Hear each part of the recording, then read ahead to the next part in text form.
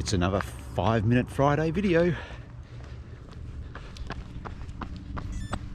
If you're recently new to the channel, in these videos I select a running related topic and talk about it for about 5 minutes. And welcome to all those new subscribers. Thank you for hitting that subscribe button and checking out these videos. Really do appreciate it. And also to all those likes as well. Thank you. Really do appreciate you taking the time to watch these videos and follow my running journey. If you have a topic that you'd like me to talk about in a future video, leave your suggestions down in the comments. I'd really appreciate that. And that's how the topic of this video came about, with a suggestion from a viewer. Alan wants to know how I go about returning to running after an injury. And Alan's timing couldn't be more perfect. I've had a little niggle, I've had 7 days off running, and I'm just starting to ease back into things, so hopefully I can offer up a few tips that might help you on your journey back from injury to get back into running. Now, two important things to remember before I dive into this topic. Firstly, I don't run if an injury is too painful. The last thing you want to do is cause more damage or prolong the amount of time you're out of running. And secondly, if you do have an injury, go and get a correct diagnosis from a healthcare professional. The sooner you know what's going on, the sooner you can start your rehabilitation, and the sooner you can get back to running. Now, before I start this talk, this is under the presumption that you've done all the rehab for the injury, you've ticked all the boxes, you've been given the green light by your healthcare professional. What I want to focus on is that progression from getting that green light to the first day of your running return. Let's start the countdown clock. What I'm going to do is break this down into 3 categories. Niggles, which keep you out for a few days to a week. Medium term, which is a week to 4 weeks, and then long term, 4 weeks and longer. Now, the basics for each category are pretty much the same. What I do is I adapt them to how long that I haven't been running. Now, I've experienced all 3 categories over the past few years, so I think now I've got a pretty good handle on how I go about returning to running after an injury.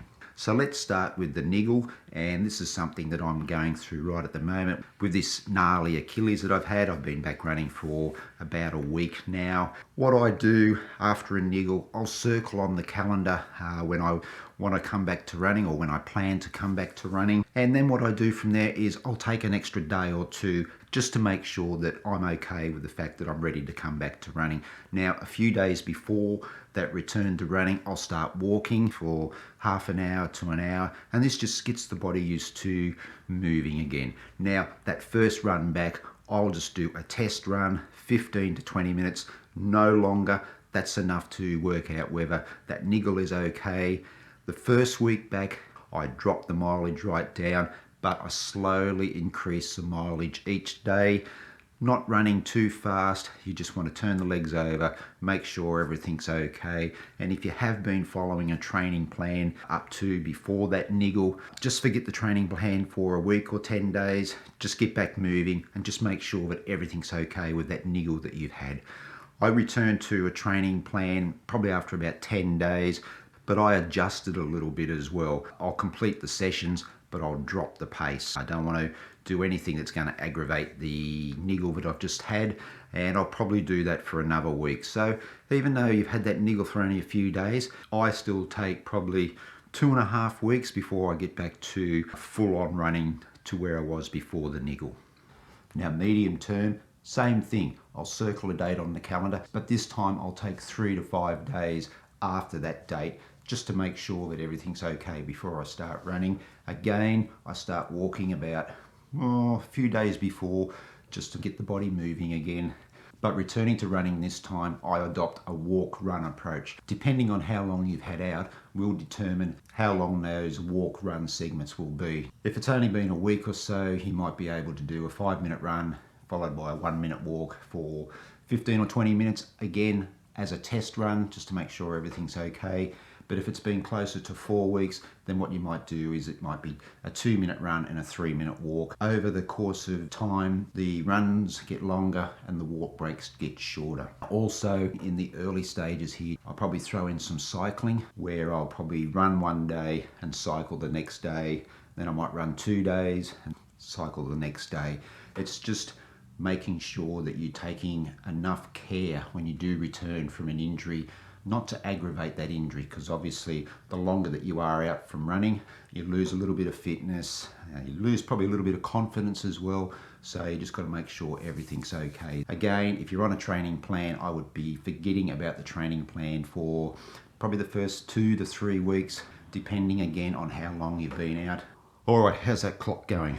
Yep, okay, I've got enough time to get through this one. The long-term injury, 4 weeks or longer. Circle a date on the calendar after you've been given the green light.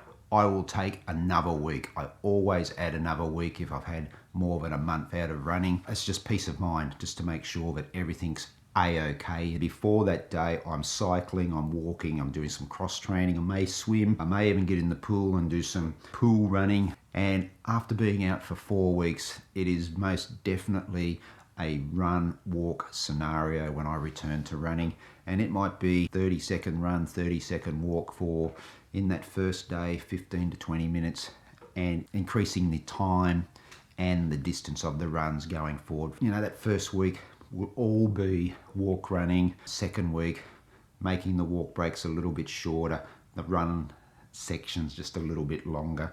I continue with the cycling and the swimming and the cross training, and just slowly but surely work back into trying to run non-stop. I'm not doing anything more than probably half an hour of run walk in that first couple of weeks, and then after that, if everything's looking good, then I'll extend that time out as well. And look, I may not run non-stop for probably the first 3 to maybe even 4 weeks after a long-term injury. Just one more thing before I do go.